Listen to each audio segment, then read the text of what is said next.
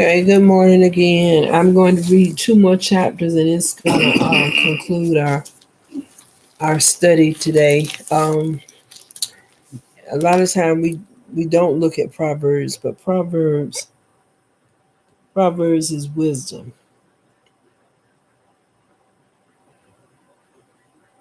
Okay, chapter 5 of Proverbs is a warning against immorality. It says, "My son, attend unto my wisdom and bow thine ear to my understanding." Can you make sure the heat is on upstairs?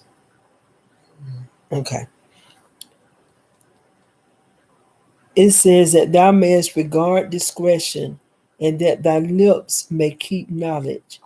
For the lips of a strange woman drop as a honeycomb, and her mouth is smoother than oil, but her end is bitter as wormwood, sharp as a two-edged sword.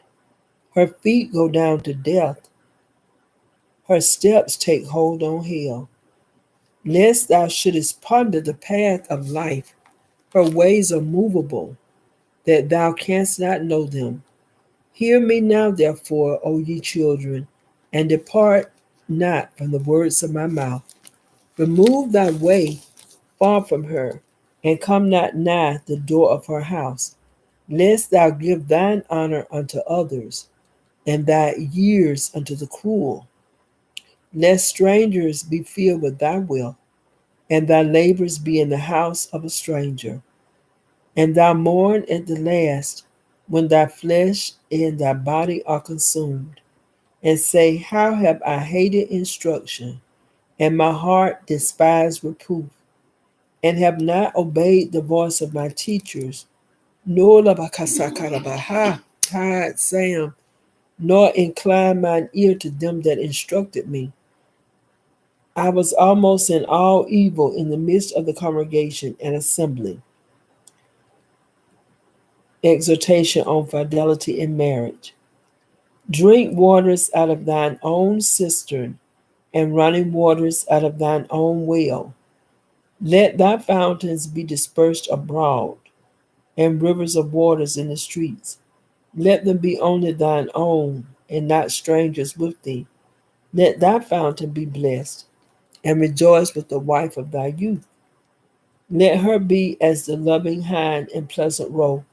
Let her breast satisfy thee at all times, and be thou ravished always with her love.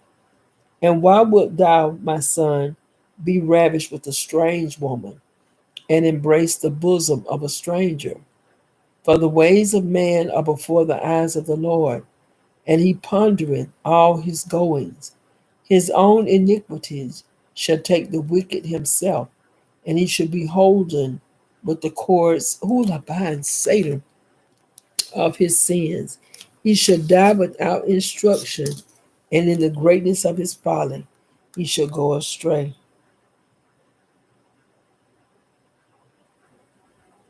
Okay. So it says the divine answer.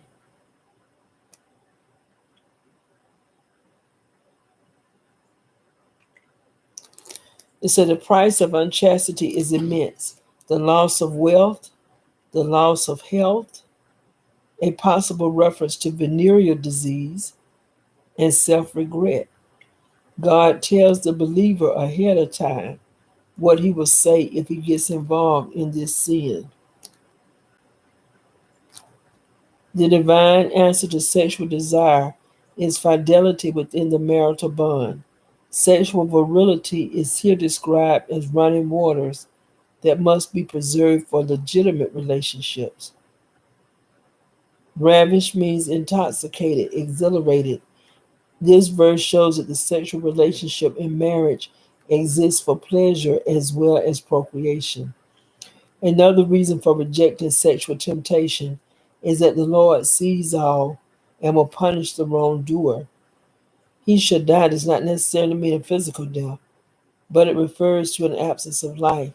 The adulteress shall heal her heart. The adulterer will miss out on the full and joyous life that God intended.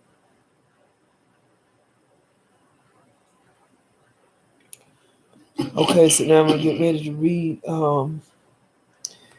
The 6th chapter of Proverbs. It says, warning against idleness and falsehood.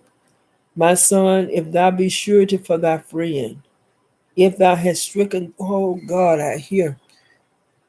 Go get my phone. It's sitting there charged up. The proper serum.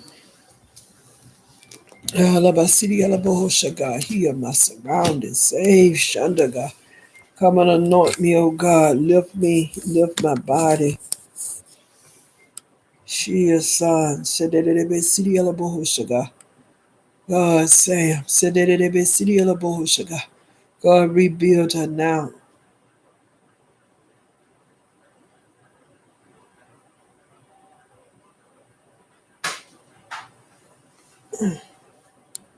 Babe, my shoulders, God. Let me see. Jalabani Osidi Alabohoshaga. That's 0. Let's see, 4, 5, 6, 7. Oh no, hold on.